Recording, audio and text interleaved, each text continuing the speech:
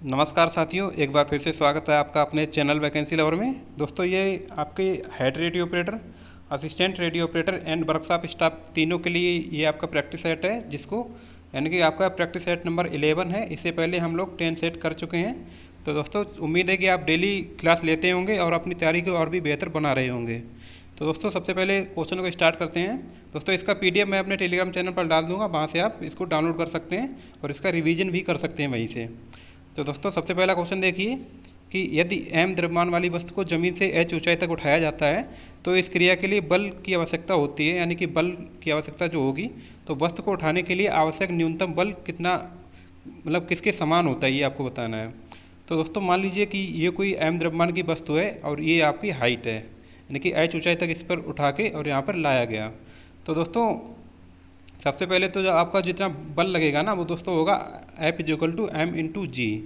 ठीक है दोस्तों, और यही दोस्तों आपका वेट भी होता है।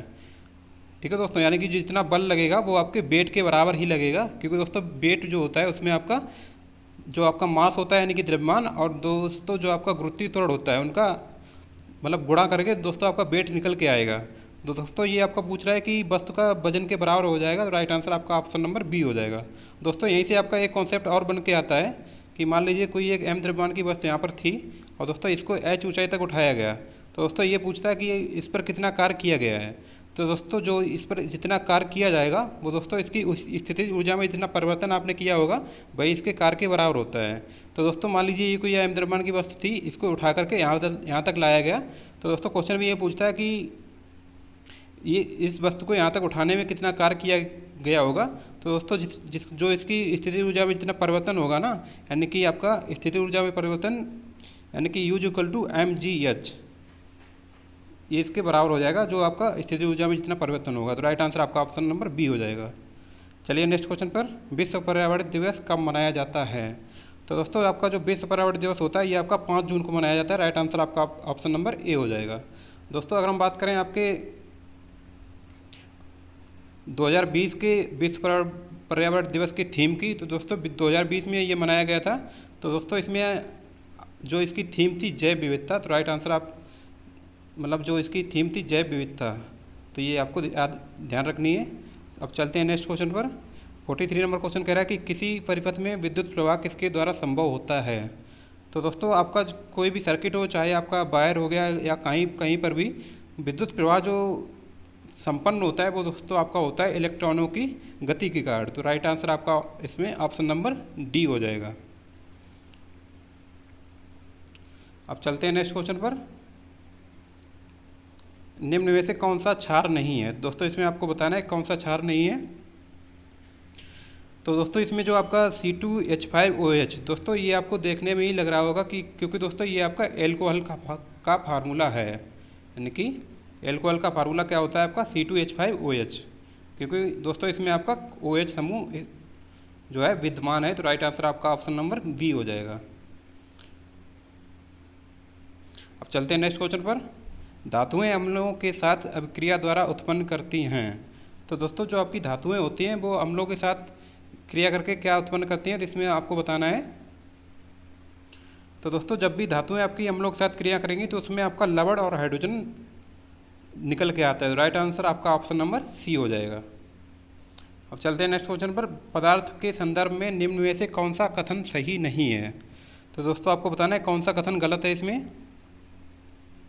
तो दोस्तों, अगर हम बात करें ऑप्शन नंबर ए की, तो पदार्थ के कणों के बीच कोई आकर्षण बल नहीं होता है। दोस्तों, ये बिल्कुल ही गलत कथन है आपका, क्योंकि दोस्तों पदार्थ के कण बनते ही तभी है यानी कि आपका पदार्थ तभी बनेगा जब उनके कणों के बीच जो है आकर्षण बल विद्यमान होगा। तो राइट आंसर मतलब ये आपका कथन ए गलत हो जाएगा, तो ये आपका ऑप्शन सही हो जाएगा। अब चलते हैं नेक्स्ट क्वेश्चन पर।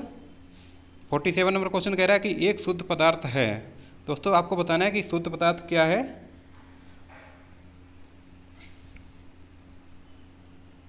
तो दोस्तों, इसमें आप ऑप्शन नंबर ए देखिए, चीनी का घोल। दोस्तों, आपका जो चीनी का घोल होता है इसको बोलते हैं मिश्रण। तो दोस्तों, ये आपका शुद्ध पदार्थ नहीं हुआ। और दोस्तों, मीथेन जो होती है ये होती है आपकी CH4। और दोस्तों, मीथेन जो होती है ये दलदली स्थानों पर पाई जाती है और इसी वजह से इसको मार्स गैस भी बोलते हैं, ये आपको ध्यान रखना है। लेकिन दोस्तों, ये जो मीथेन जो है ये एक शुद्ध पदार्थ है। तो राइट आंसर आपका ऑप्शन नंबर सी हो जाएगा। अब चलते हैं नेक्स्ट क्वेश्चन पर। न्यूटन का मतलब गति का दूसरा नियम से संबंधित है। तो दोस्तों मैंने आपको बता रखे हैं तीनों के तीनों नियम। एक तो पहला नियम जो होता है वो दोस्तों होता है आपका जड़त्व का नियम, और जो दूसरा नियम होता है वो दोस्तों वो आपको संवेग को मतलब परिभाषित करता है। दोस्तों दूसरा जो नियम होता है वो आपको संवेग के बारे में बताता है, यानी कि P=mv होता है, इसको आप ध्यान रखना। एंड जो आपका थर्ड नियम होता है वो दोस्तों आपका एक्शन रिएक्शन लॉ होता है, यानी कि क्रिया प्रतिक्रिया का नियम होता है। तो इसमें आपका राइट आंसर आपका ऑप्शन नंबर डी हो जाएगा, यानी कि गति को जो दूसरा नियम है वो आपके संवेग के बारे में बताता है। अब चलते हैं नेक्स्ट क्वेश्चन पर। 49 नंबर क्वेश्चन कह रहा है कि ध्वनि तरंग 339 मीटर पर सेकंड की गति से यात्रा करती है। यदि इसकी तरंग दैर्ध्य 1.5 सेंटीमीटर है तो तरंग की आवृत्ति क्या होगी। तो दोस्तों इसका मैंने एक फार्मूला बता रखा है, यानी कि h दोस्तों यहाँ पर h का कोई रोल नहीं है। तो लेकिन दोस्तों इसमें आपकी सबसे पहले तो आपकी तरंग की गति दी गई है, यानी कि b दिया गया है, एंड आपकी जो लैम्डा तरंग दैर्ध्य दी गई। दोस्तों यहाँ पर आपका फार्मूला लगेगा b=m×λ। दोस्तों b आपका यहाँ पर गति होती है, दोस्तों लैम्डा होती है आपकी तरंग दैर्ध्य, एंड n जो होती है वो आपकी फ्रीक्वेंसी होती है। तो दोस्तों यहाँ से आपकी आवृत्ति पूछी गई है, यानी कि फ्रीक्वेंसी पूछी गई है, तो यहाँ से n निकालेंगे तो b/λ आएगा। तो दोस्तों इसको सॉल्व करते हैं, यानी कि n=b/λ। दोस्तों b आपका दिया गया है 339 और लैम्डा की वैल्यू दी गई है 1.5, जो कि आपकी सेंटीमीटर में दी गई है। तो दोस्तों इसको मीटर में चेंज करने के लिए ऊपर 100 का गुणा कर देंगे, तो दोस्तों ये आपकी मीटर में चेंज हो जाएगी। दोस्तों एक यहाँ से दशमलव हटाएंगे, ऊपर एक जीरो बढ़ जाएगा। दोस्तों जब इसको आप सॉल्व करेंगे तो दोस्तों आपका आएगा 226,000 हर्ट्ज में आपकी फ्रीक्वेंसी आ जाएगी। तो राइट आंसर आपका ऑप्शन नंबर डी हो जाएगा। अब चलते हैं नेक्स्ट क्वेश्चन पर। जलाने पर निम्नोक्तक में कौन सी धातु ज्वाला को पीला रंग प्रदान करती है। तो दोस्तों आपको ये चारों के चारों ऑप्शन इसमें आपको पढ़ने हैं, क्योंकि दोस्तों ये चारों के चारों ऑप्शन आपसे मतलब घुमा फिरा के एग्जामिनर क्वेश्चन इन्हीं से करता है। यानी कि सोडियम को जलाएंगे तो कैसी ज्वाला निकलेगी, एंड पोटेशियम जलेगा तो किस तरह की ज्वाला निकलेगी। तो दोस्तों ये चारों के चारों ऑप्शन मैं आपको बता देता हूँ। सोडियम की, तो दोस्तों जो सोडियम होता है इसका आपको परमाणु क्रमांक पता होगा, 11 होता है, यानी कि 2, 8 और 1। दोस्तों ये जो आपका एक इलेक्ट्रॉन होता है लास्ट वाला, इसको मुक्त इलेक्ट्रॉन भी बोलते हैं, क्योंकि दोस्तों यहीं से ये क्रिया करता है। दोस्तों एक इलेक्ट्रॉन जो है खोकर अपने मतलब आयन में ये सरलता से परिवर्तित हो जाता है, और दोस्तों इसकी इसी क्रियाशीलता के कारण इसे निर्वात या केरोसिन में रखा जाता है, क्योंकि दोस्तों ये आपका ऑक्सीजन से बहुत जल्दी क्रिया करता है, और ये मतलब अगर आप इसको खुले में रखेंगे और ऑक्सीजन से इसने क्रिया कर ली तो ये जल जाता है। तो दोस्तों इसी वजह से सोडियम को केरोसिन में रखा जाता है।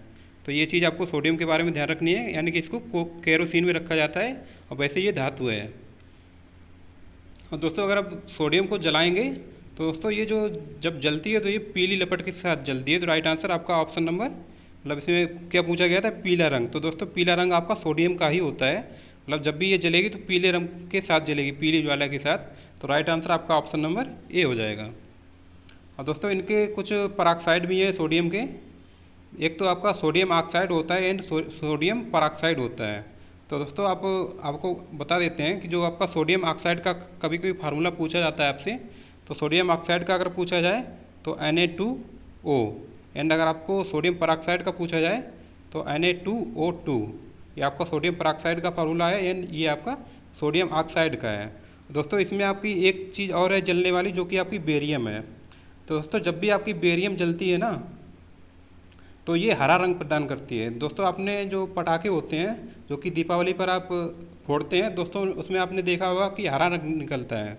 तो दोस्तों हरा रंग आपका बेरियम के कारण ही निकलता है। तो ये आपके दोनों ऑप्शन आपके क्लियर हो गए होंगे। एक तो सोडियम हो गया, ये पीले रंग के साथ जलती है, एंड बेरियम जो होती है आपकी हरे रंग के साथ जलती है। अब चलते हैं नेक्स्ट क्वेश्चन पर। मूल तत्वों की आवर्त सारणी बनाने वाले पहले वैज्ञानिक कौन थे। तो दोस्तों हम बात करें आपके मूल तत्वों की, तो दोस्तों सबसे पहले जो आवर्त सारणी बनाई गई थी वो मेंडलीव के द्वारा बनाई गई थी। तो इसमें आपका राइट आंसर आपका ऑप्शन नंबर सी हो जाएगा। और दोस्तों मेंडलीव आपके रूस के वैज्ञानिक थे, ये आपको ध्यान रखना है, ये भी परीक्षा में पूछा जाता है बार बार। अब चलते हैं नेक्स्ट क्वेश्चन पर। निम्न में से कौन सा कथन सही गलत नहीं है, यानी कि आपको बताना है कि इसमें कौन सा आपका ऑप्शन नंबर सही होगा। तो दोस्तों ए पढ़िए, एक अम्ल जो पूरी तरह से आयनों में आयनित हो जाता है वह H पॉजिटिव आयनों का बड़ी मात्रा में उत्पादन करता है। उदाहरण के लिए HCl, H2SO4, HNO3। अब सेकंड पढ़िए, एक अम्ल जो आंशिक रूप से जल में आयनित हो जाता है वह H पॉजिटिव आयनों का कम मात्रा में उत्पादन करता है। उदाहरण के लिए CH3COOH, H2CO3, H2SO3। तो दोस्तों ये इसमें बताना है कि कौन सा कथन सही है और कौन सा गलत है। तो दोस्तों अगर हम बात करें आपके ऑप्शन नंबर ए की, दोस्तों ये भी आपका सही है एंड आपका ऑप्शन नंबर बी भी सही है। तो राइट आंसर आपका इसमें कौन सा हो जाएगा, ऑप्शन नंबर बी हो जाएगा, यानी कि ए और बी दोनों सही हैं। अब चलते हैं नेक्स्ट क्वेश्चन पर। कौन सा परमाणु का उपपरमाणु कण नहीं है। तो दोस्तों आपको पता होंगे कि परमाणु के जो मूल कण होते हैं वो आपके न्यूट्रॉन, इलेक्ट्रॉन और प्रोटॉन होते हैं। दोस्तों नाभिक में जो आपके होते हैं उसमें नाभिक में आपके न्यूट्रॉन प्लस प्रोटॉन रहते हैं एंड जो आपके इलेक्ट्रॉन होते हैं वो नाभिक के चारों तरफ चक्कर लगाते हैं। ठीक है दोस्तों। और दोस्तों जो आपकी परमाणु क्रमांक होता है वो दोस्तों प्रोटॉन की संख्या पर ही डिपेंड करता है।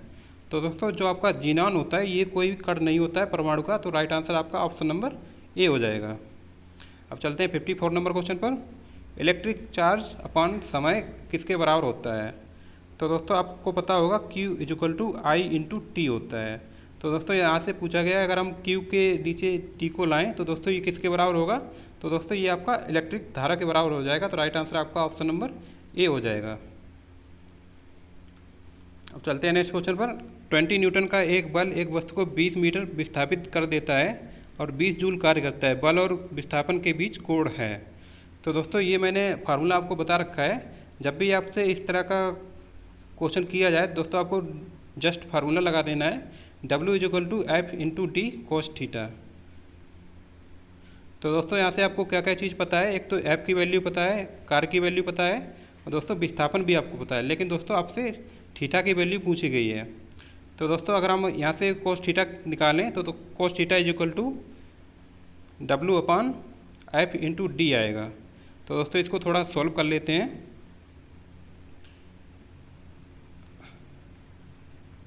तो दोस्तों यहाँ से W की वैल्यू दी गई है आपकी 20 अपॉन F की वैल्यू दी गई है 20 न्यूटन एंड विस्थापन दिया गया आपका 2 मीटर। तो दोस्तों 20 से 20 कैंसिल हो जाएगा तो 1/2 आएगा।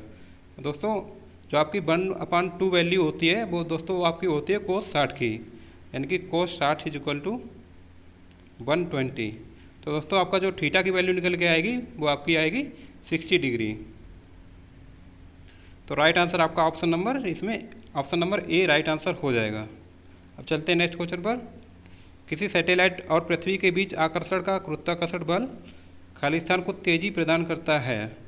तो दोस्तों इसमें आपको बताना है कि कौन सा बल तेजी प्रदान करता है। तो दोस्तों जो आपका अभिकेंद्री बल होता है वो दोस्तों सैटेलाइट और पृथ्वी के बीच आकर्षण का गुरुत्वाकर्षण बल अभिकेंद्री बल प्रदान करता है, मतलब ये तेजी थोड़ी उसमें ला देता है गुरुत्वाकर्षण के बल में। तो राइट आंसर आपका ऑप्शन नंबर ए हो जाएगा। दोस्तों इस गुरुत्वाकर्षण मतलब अभिकेंद्री बल के बारे में एक फार्मूला भी होता है F = mv²/r। ये भी आपको ध्यान रखना है, कभी कभी इससे भी क्वेश्चन बन जाता है। अब चलते हैं 57 नंबर क्वेश्चन पर। निम्न में से कौन सी भौतिक मात्रा किए गए कार्य की गति को मापती है। तो दोस्तों आपको बताना है कौन सी मात्रा किए गए कार्य की गति को मापती है। तो दोस्तों आपका जो शक्ति होती है ना, शक्ति बताती है कि आपने कोई भी कार्य कितने समय में किया है। क्योंकि दोस्तों गति का मतलब क्या होता है, गति का मतलब होता है जो भी आपने वेग तय किया वो कितने समय में किया है, मतलब जो भी आपने दूरी तय की। गति = आपका दूरी बटे विस्थापन दूरी बटे समय होता है ना। तो दोस्तों आपका जो कार्य की गति को नापने के लिए शक्ति का यूज होता है, यानी कि 1 मिनट या 1 सेकंड में कितना कार्य किया गया है वो आपकी शक्ति कहलाती है। राइट आंसर आपका ऑप्शन नंबर डी सही हो जाएगा। अब चलते हैं 58 नंबर क्वेश्चन पर। पारिस्थितिकी तंत्र की संकल्पना को किसने परिभाषित किया था। तो दोस्तों अगर हम बात करें आपके आर्थर टॉसले की, तो दोस्तों इन्होंने इकोसिस्टम के बारे में बताया था। तो राइट आंसर आपका ऑप्शन नंबर ए हो जाएगा। और दोस्तों जो आपका इकोसिस्टम होता है उसके मूल 3 कण होते हैं। सबसे पहला आपका होता है ऊर्जा संगठक और दूसरा आपका होता है बायोम, जिसको जैविक संगठक भी बोल देते हैं।